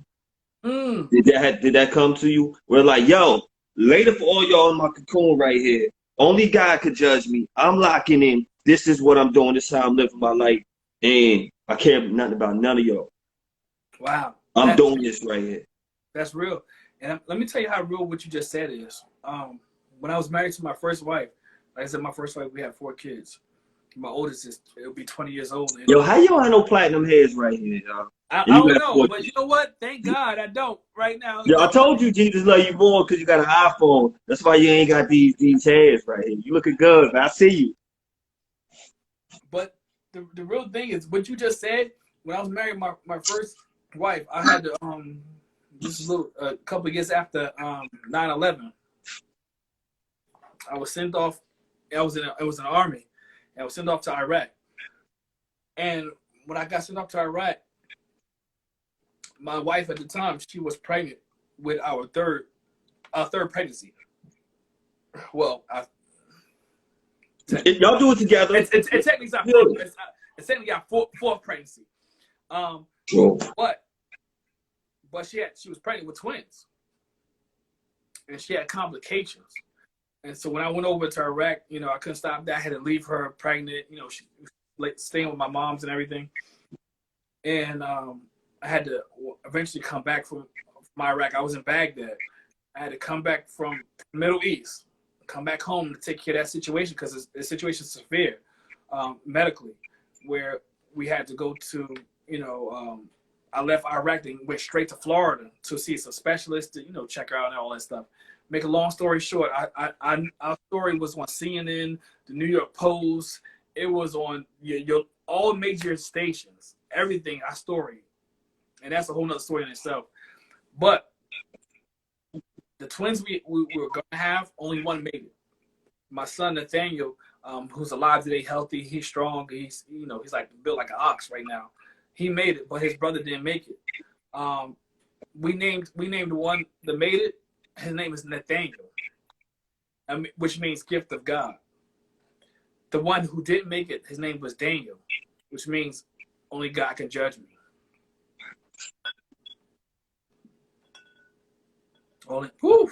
Y'all never know. Only God can judge me. And I have his ashes in my parents' house today, sitting in a certain area.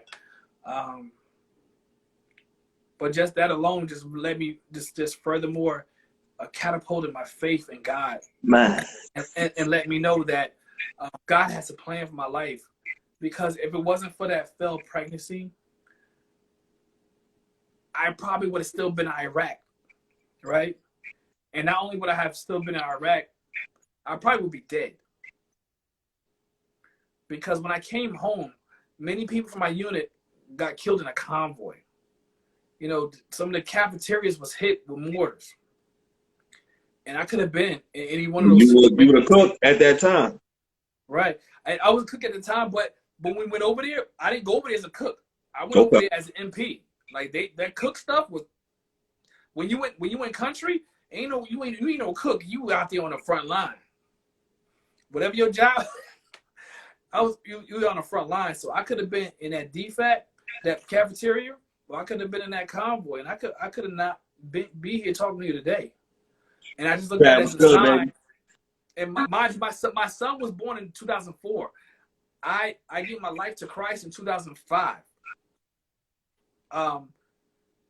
2005. And so I really, really contribute that God took the life.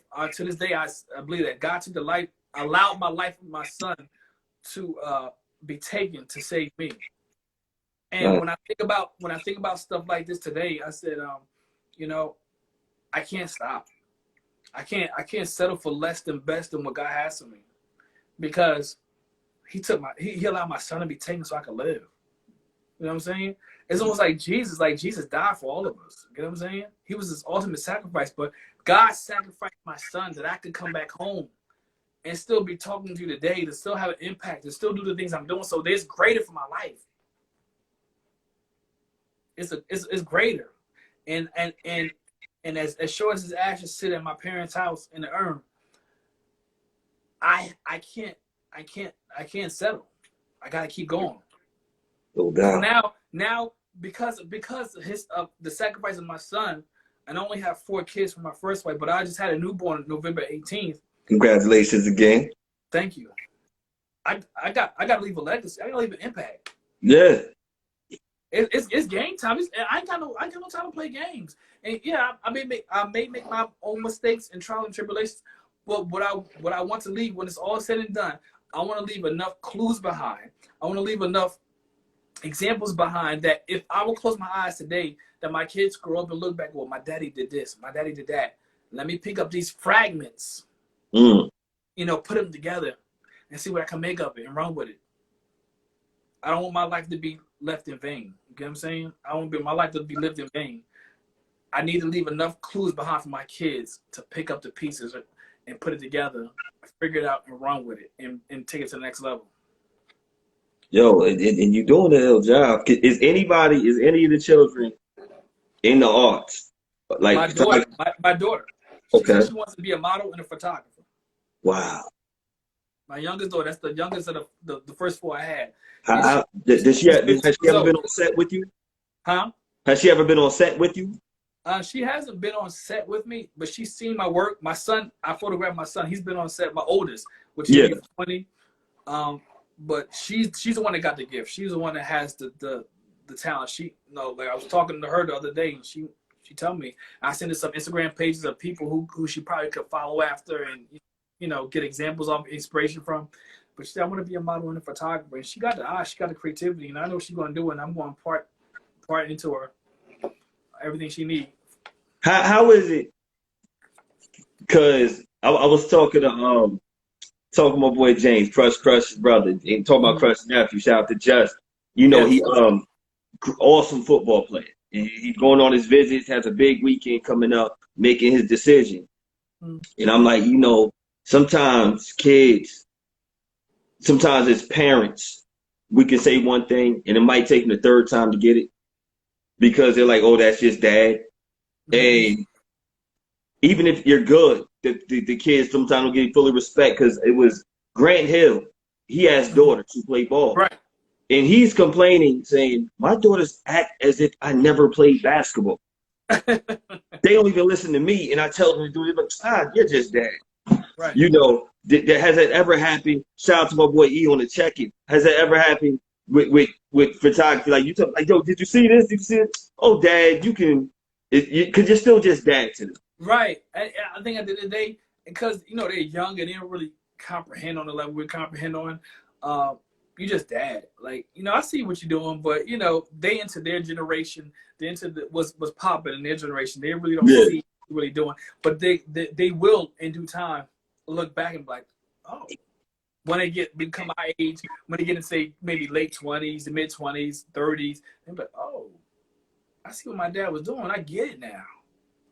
And that goes with all of us. We may have viewed our parents a certain way. Some of us may have, had a greater insight than others. But at the end of the day, we don't really appreciate it until we get older. Because I look back and I'm like, yo, I really am thankful for my parents for holding it down. I know it was hard for them being young parents. My parents were 18 and 21 when they had me. Ooh. They still together to this day, 41 years later, getting ready to go on 42 years. Because there wasn't no cell phones. Right. Daggone Apple, y'all messed things up. Nokia messed the game up. Man, I'm telling you. But it wasn't no MySpace. There was no MySpace. MySpace messed the game up. Heart emojis messed the game up. There was no MySpace, no reality TV. It was no Jerry Springer. All we had was three-way. And matter of fact, when they got married, they just had the long extension. If that, they had to live life. That's beautiful, and that's amazing. Yo, 1821. Yeah, my mom was 18, my pops was 21, and they still together to this day. And I know they probably got stories for days. And and it's funny because when I had my first child, my ex-wife, we was a man at the time, but she was 18, and I was 21. Wow. And I know how influential your father is to you. Did Mhm. Did it? Is it connected like that? What it was, the example that I left when I see, knowing their age when they had me, when I had my children at 18 and 21. Well, when she was 18, I was 21. I thought I could do it like they could do it. Okay. Didn't work for me. It didn't work. It didn't work. No doubt. I only had a screenshot of their life. You know what I'm saying? So I was like, oh, my parents did it at 18 and 21. I could do it too. No doubt. When I got caught up, I didn't plan to, have a child at 21. That's what happened. So, but when you in certain situations, you look back at your examples, your immediate examples. So I said, oh, my parents did this, so I can do it too. And I may have been holding it down the job. We had an apartment, we had 2 cars. My wife wasn't working at the time, and I was holding it down and everything and taking care of the bills. But it was still a lot of areas that I didn't have experience in. I wasn't developing. I wasn't mature enough in. I didn't have the discipline enough, and so it didn't work out for me.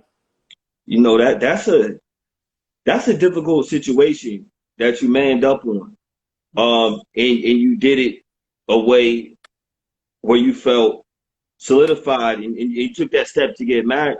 Like, that's hard for people in general, men, women, to go that step the quote unquote right way. Mm-hmm. But you did it for a righteous reason. Mm-hmm. And which is beautiful, and you put your family there first, man. And it was hard because I know how hard it could be. Yeah. Yo, being a boyfriend is hard. Man, it's pressure for all of that. And now being a father, being a mother is hard. Now you got a marriage, mother, father, parent, all that in the same house. So y'all gotta make that work. Mm-hmm. It's no pamphlet for it. No pamphlet. No, there's no rule book about this is what you got to do. And that's one of the things I really wish I had more guidance on. I don't know if I would have listened or not. I don't know. But y'all was just at Six Flags 21 and 18. Y'all was on routes. Y'all was on exit 7. Like, baby, I want you the big Bugs Bunny. You know what I'm saying? You was just at Wildwood chilling. Facts. You know? I remember coming from Six Flags or something. You feel me? Like, yo, y'all was just off Scream Machine. Now, no, she's screaming now. Wham. Yeah. Yeah.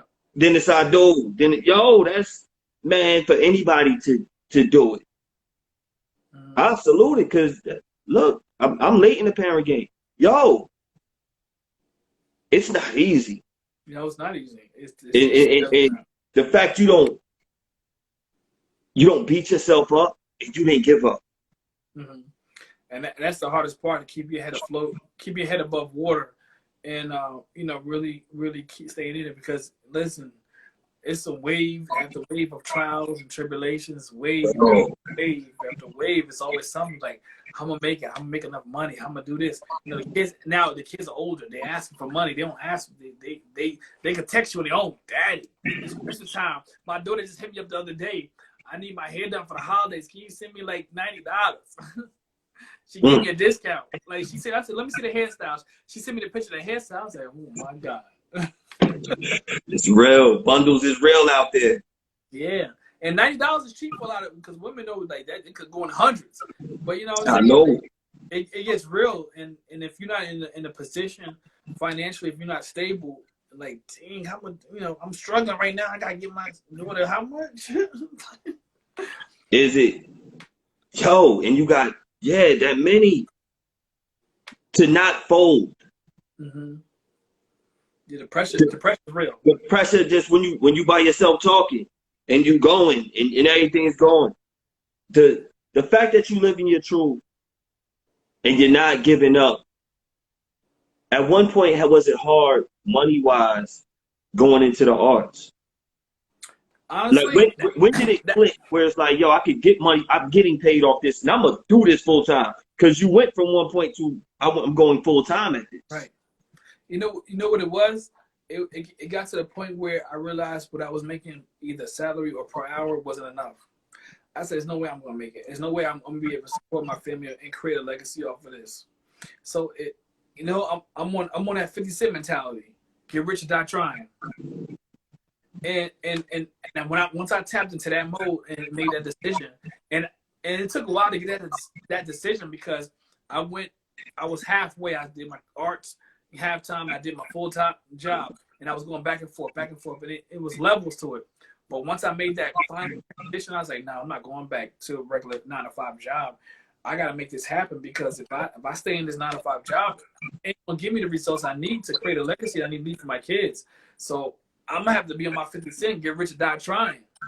And at least if I don't make it, at least I'll leave enough peanut trails behind for my kids to stay, to pick up the pieces and run with it. Now I'm all about legacy at this point. My mind is legacy driven. I'm trying to figure it out. I don't have all the answers. I'm figuring it out. I'm asking questions. I'm doing my research. But I promised myself, I said, God, please, before my eyes close, let my family, my mom and dad see that I made it, or be pleased. Let my kids, at least let me be in position that I leave some behind for my kids. I got to make it. Gotta make it. Shout out to Sasha on the check-in. I'll see you. Failure's not an option at this point. Failure's not an option. Failure's not an option. I got to make it. It's too much on the line. At this point, it's too much on the line. I got my bloodline on the line. I've been having these conversations to myself. I'm happy you saying this. Yeah. To like the switch. Mm-hmm. You know what I'm saying? The switch. Because at one point, yo, I'm just living for me. And I can do this for me, and I can accept this for me. Then it got to a point, like when we were talking about doing the show, where I couldn't accept that for me. Now, I got a 1-year-old. So now I'm like, nah, it's about Malcolm now. It ain't just about you. You make sure you're living your truth so you can be happy, because he's going to see if you're not. Mm-hmm. And so I don't want my child to not see me happy within myself. Right. At peace within myself. So, you know, with certain sacrifices for that. But it's not just for me now. No, it's not just for me. So, and like I said, I have these conversations. Yo, I got Barry right there. I got Dion right there. And when I hear the challenges that happen with having kids and having, you know, child's mothers, wives, and all that, and other people, when I talk to them, I need that conversation. It's a whole bunch of us that need these gems from you, because yo, it gets frustrating. Mm-hmm. And you don't want that frustration to stop your goal, stop you from creating, stop you from living your purpose. And it happens to some of the best. Right. It definitely do. It definitely do that, and that's real. Like, we need to have more conversations like this, especially, you know, us black men, you know, coming together and just the struggle is real. You know, struggle is real. The struggle is real. It's really real. Struggle is real. Like, yo, my man said this earlier. He was talking about, you know, and this gonna be a whole nother conversation. I won't get too political. He was saying, you know, what made Obama so ill? Obama so dope? And my boy is like, yo, you're a black man, and this whole time while he was a president, he didn't get caught cheating. Mm. He said he didn't get caught what? Cheating. Wow. Let's just simplify it to that right there. Mm-hmm. Yo, Obama get caught. Billy got caught. Billy Clinton got caught. You know, Kennedy got caught. Marilyn Monroe and all that. Yeah. So now you got the black man. You got every stripper from Atlanta trying to throw it to him. Right. You got everybody from Baltimore, DC, everybody from Stadium. You up in the Stadium? We can talk about it off air if you've been to the Stadium's joint. So, boom. You got everybody trying to throw it at Obama. And he didn't get caught. I don't think he did it. Michelle, like, she got hands. Yeah, but we know the struggle. We know the struggle. He had to live a damn near perfect life. As perfect as humanly possible. Because he knew, I think he went in and knew, like, yo, they probably had a pep talk. Michelle was like, yo, he's like, yo, all eyes on me. Like, he was Tupac. He was on his Tupac, all eyes on me. I gotta walk the straight and narrow for these 8 years. 4 years, then another 4 years. I gotta. Because they will use any little thing to try to, you know, tear him down, discredit him, whatever. You had to walk a straight line. He had no choice. Yeah, he not only represented his wife, his family, and the nation. He represented the whole black community. Like, he represented us. It was hard. Jesse would have got caught. Oh, because he had a baby out of wedlock. You saying? He would have got caught. He would have been trying to go back to one of them little tellies and all. And he ran for president. And he ran for president. Yeah, but like, and then was, come on, man. Right. It was hard. And you got them, you got the people who look down and from a Jesse Jackson looking down and criticizing, from a Bill Cosby looking down on our young brothers and criticize. Bruh, kids, you got all this money and stature. Don't feel like you better than anybody else. Right. Don't criticize us. Don't criticize them, whoever. And so that statement my man said, I thought was real powerful about Obama, because he did it this way of almost perfection as the black man holding down the household, by not getting caught cheating. That was real. That was real. He didn't get caught cheating. He didn't get caught with his pants down. Didn't get caught with his pants down. Now let's maybe he ain't had no social media account. That's what happened. He didn't allow himself to go into the depths of hell. Yeah, he allowed himself to do that. He held it down. You know what? And that goes back to what we were talking about in the beginning of this whole live was about our responsibilities as not only podcasts and interview, just being as black men in the media.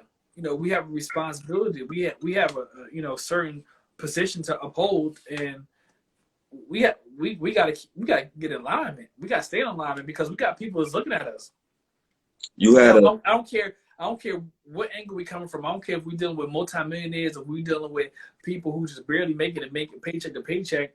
People are looking at us because we have a platform, and we're producers. We're content creators. We're putting out something for the people to gravitate to listen to, and hopefully get inspired and motivated off of that'll help them building.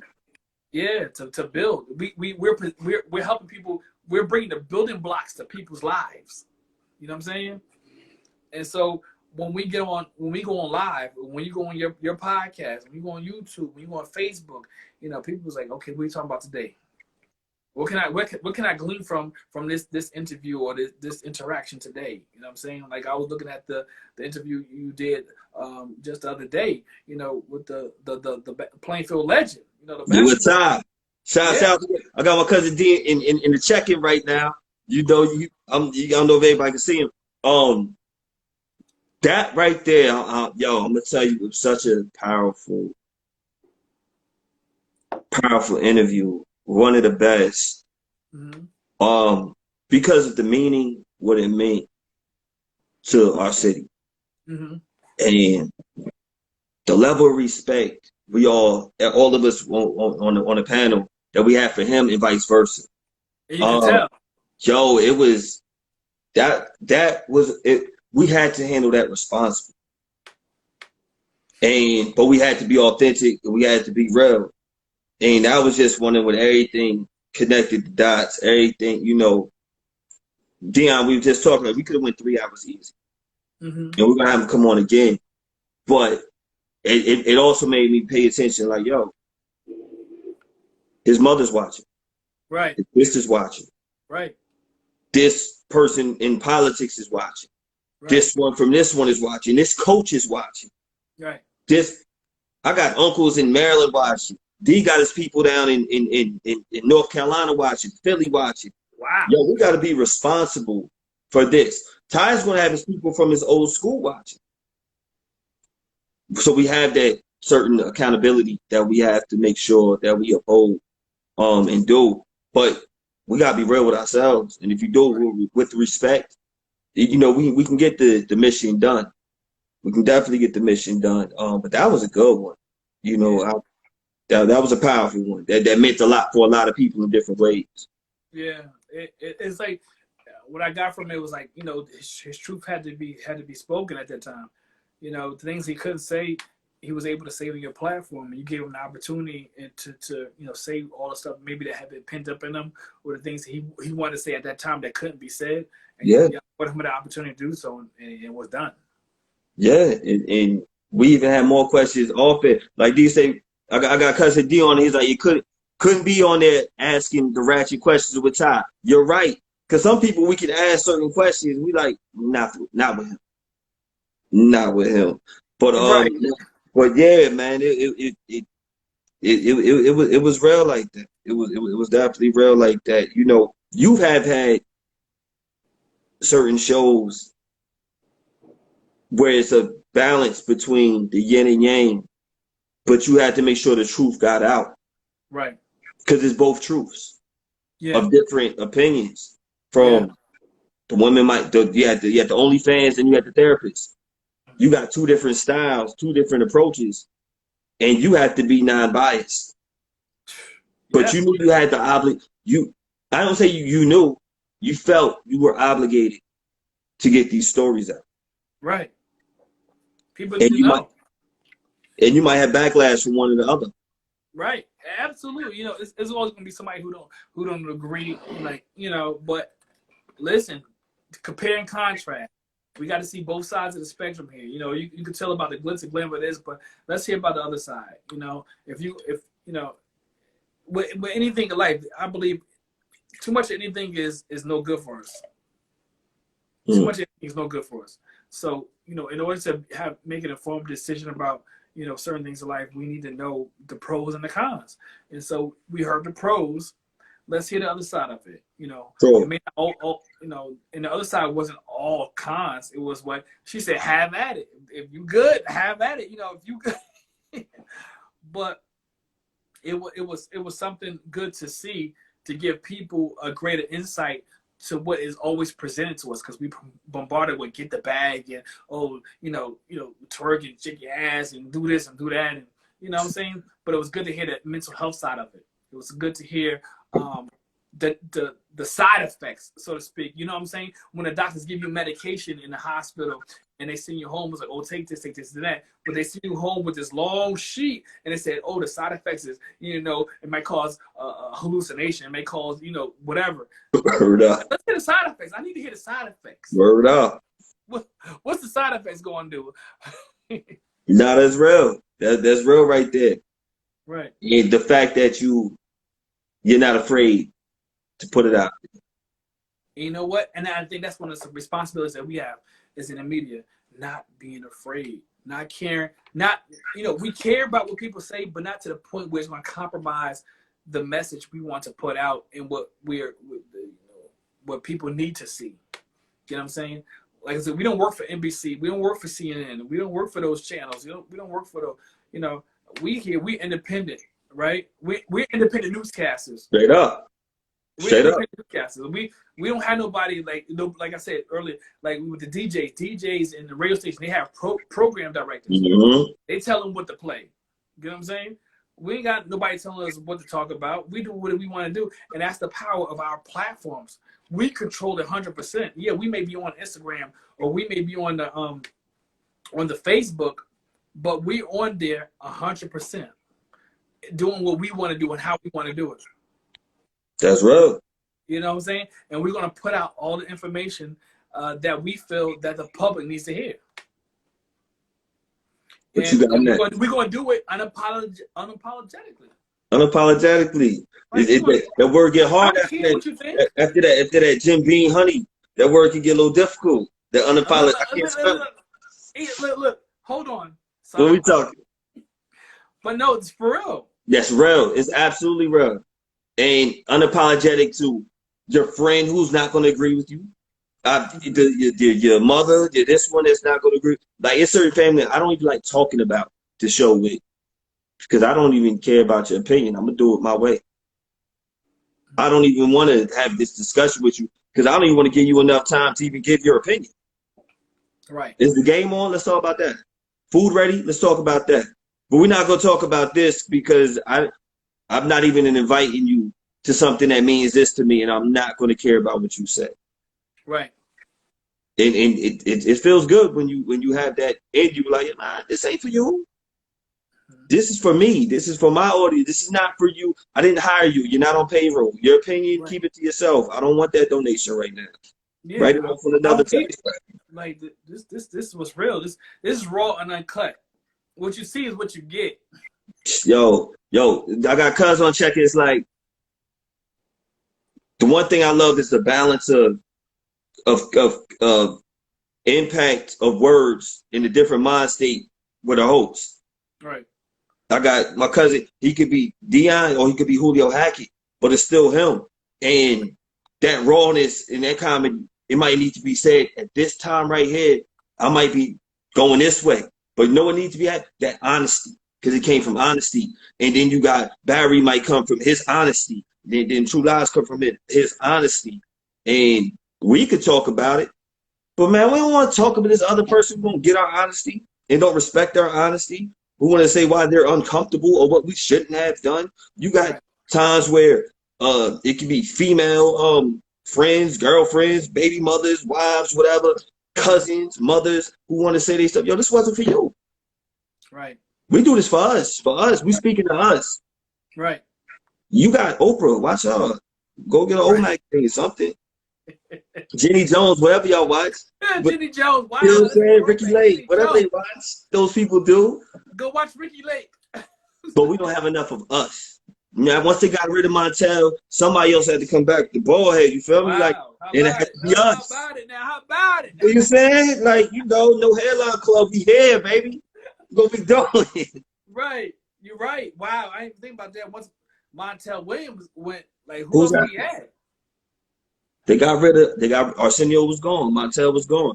You know what? You know who they brought when they got rid of when Montel left, and it took a while to bring another brother on the scene. Which one? They had to bring Wayne Brady. And I like Wayne Brady.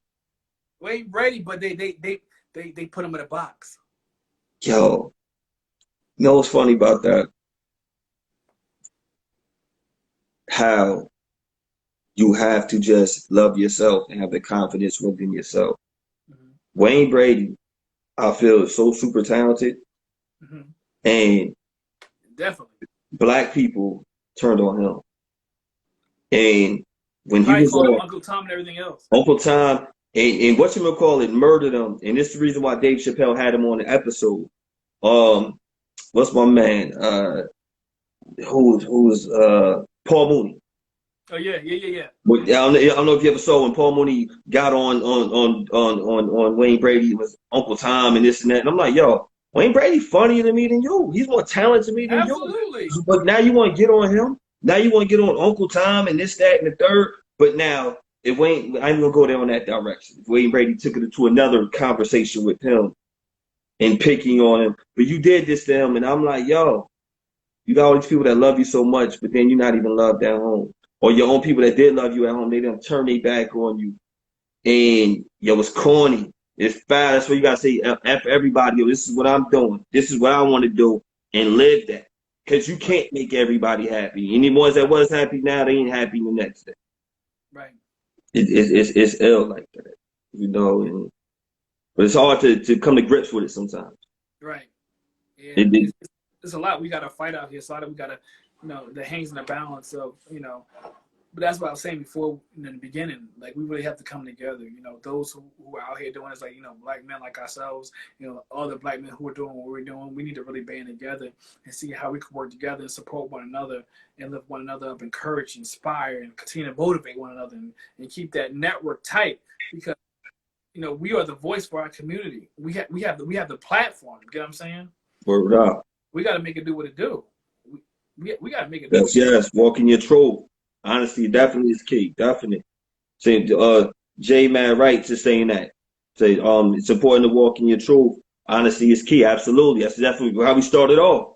So we're walking in our truth. That's how we just started off. Yeah, and yeah, you're right. That's how we started off the whole lot. Yeah. Walking in our truth, and that's how we got to where we are by walking in our truth. Word up. Like, you can't come on this day and age. You can't come on here being fake or walking in somebody else's truth. You're not gonna last long. You wouldn't last as long as you lasted 3 years doing what you do with 3 other men on the panel walking in somebody else's truth. It wouldn't have lasted. It wouldn't. One of the ongoing jokes used to be, because I had hair at one point. I'm like, yo, I'm coming home. Soon I used to have like the little. I used to have that good hair. I used to always show a pic. I used to have the I'll be sure with the unibrow, like. But my truth was, yo, your hairline is jacked. Your hairline, I get mad when I gotta go to the club, take my hat off. Just have fun in your truth now. But you're gonna have to walk in your truth. You're gonna go bald. You're gonna have to cut. But the truth is this. So, you know, and that's an uncomfortable truth. And sometimes it's uncomfortable being in our truth. As stupid or silly as it might sound, that littlest of things plays a major effect on people. Take these wigs on half all these ladies, they lashes off. They don't want to walk in their truth. Take Sephora and Mac out. They don't want to walk in that. Come on. I forgot the other. Take the Maybelline out. They don't want to walk in that. Take the Maybelline out. You know what I'm saying? Take the Uggs out. Y'all right. Have jellies on. Y'all don't want jellies. I used to like girls with jellies and barrettes back in the day. Walking in truth. Everybody can't do it. What do you say? Show me something natural. Yo, but I like weaves too. I ain't knocking weaves, you know. But just whatever you do to make yourself look good. Whatever you do to make yourself look good. You know, right. I like it all. But don't shame another. Right. And don't think you're bigger than. You know. Right. Word up. You embrace this cool with me. You talk about I'm quiet now. D Hack said, look, he said this lady said.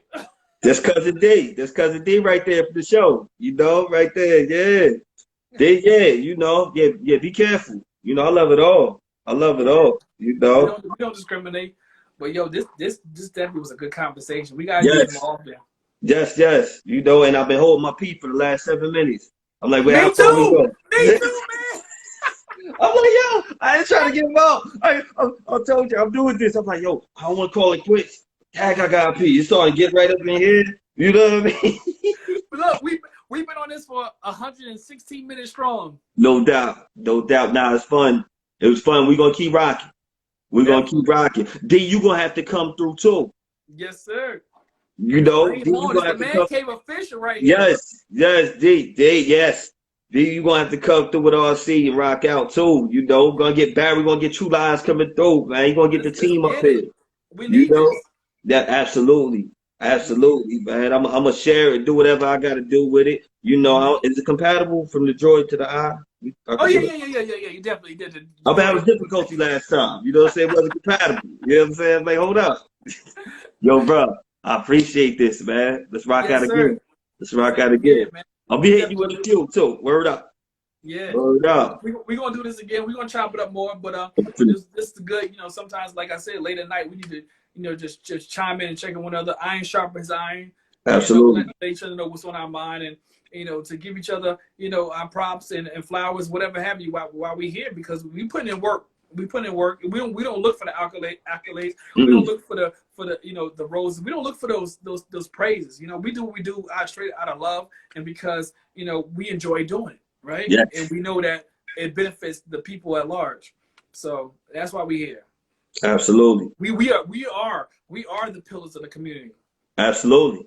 You know, we are the pillars, and we have to accept that unapologetic. We have to accept that and stand in that strong and knowing who we are. You know what I'm saying?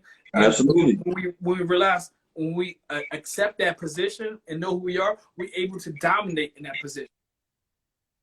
Absolutely. And we still got higher heights to go. Yo, man, I need to get my body right. Wait till I get my muscles. What? Photo shoot coming. RC Visions. Right. Come on. I got a long way to go. Got a long way to go. Listen, we just getting started. We stretching right now. Yes. We warming up. Yes. Little Rocky in the ring, you know. Yeah. We warming up. Yeah. I got to rub it after I crack that thing. Ooh, where's a Bengay? I need some Bengay. Right. I just cracked my neck a little bit. I heard it crack. I hope I some icy hot or something, you know. But man, yo, we gonna plug. What are we plugging right on this one? I'm looking at the comment at the bottom. Yo, it's the Man Cave official here. This is what it is. Your boy Fat Lace and RC. This is what it is. This is what it is. Make sure you watching make sure you watch everything. RC 99 interviews. You know. That's right. Wednesday. That's right. Make sure y'all watching Biz and Baldheads Mondays. That's right. Make sure you following Jason Edwards on Facebook. Fat Lace. We're not gonna talk about the Biz and Baldhead page yet because it's whack. I got progress steps. The photos. Look, he has 31 pages. We gotta get y'all in here for the photos. We gotta get the squad in here. Yes, for the photos. we need the photos from you. We need the photos from you. Let's talk about, before we get off, anybody if they know, man, they better know, because my piss is getting tired. She shout out all the other pages, the photos before we get off. You know what I'm saying? Photography. RC9 Visions, the photos. Listen, we're gonna get into it. We gonna make sure we get you and your fellas, y'all pictures squared away. RC9 Visions got y'all covered. You know what I'm saying? We're gonna square y'all off. And we got some great things coming. 2020 was really a connecting year for a lot of people. It was a really starting year to catapult people on the next level, the next dimension. 2021, listen, we don't know what 2020 was going to have in store, but I'm speaking it right now. This is going to be great. It's going to be magnificent. It's going to be excellent. Yes. It's going to be a Yes. higher level, deeper Yes. depths. We going Yes. in. We going hard. Yes. We ain't stopping. I'm bringing the shiny suit back. Let's get it. I'm bringing what? Hype Williams Puff video. That's how we coming. Let's get it. Yes. That's what we're doing. That's what we're doing. Yes. Look what Peter said. Can't stop, won't stop. Exactly. Only greatness. Yes. That's it. That's it, brother. Yeah. I really appreciate you, bro. I really appreciate you, what you're doing. Once again, kudos to you in the 3 years, Beards and Baldheads podcast. That's no easy accomplishment. You did it, and you're still doing it. Only greatness, leveling up. And I just wish y'all nothing but the best and great exposure, and everything that you desire to come to pass in your life and in the lives of those who you rock with. That'll be nothing but excellencies and produce financial gain, you know what I'm saying? Purposeful gain, you know what I'm saying? Intentional gain, you know what I'm saying? So I just send them blessings towards you right now. I appreciate everything. I get my preacher on real quick. You know what I'm saying? And let's, man, I'm going to leave it right there. I appreciate everything because we're going to come back and do more. We're going to come back and do more, and you have so many more gems to drop. And you know how much I respect and appreciate you because likewise. It is that. It is that. And I'm going to take this piss and thank everybody watching. And I'm going to say this and I'm going to hit you with a few, bro. Word. All right, bro. I'm going to holler at you, man. This is fun. Man. All right, now. One. All right. One. Yeah, thank y'all for tuning to the Man Cave Official. This was impromptu. A segment here. We got it in with Fat Lace J, Beards and Baldhead podcast. He, the director, the A-Mike, the aficionado. Listen, had a good time tonight. Thank you for tuning in. God bless. Good night.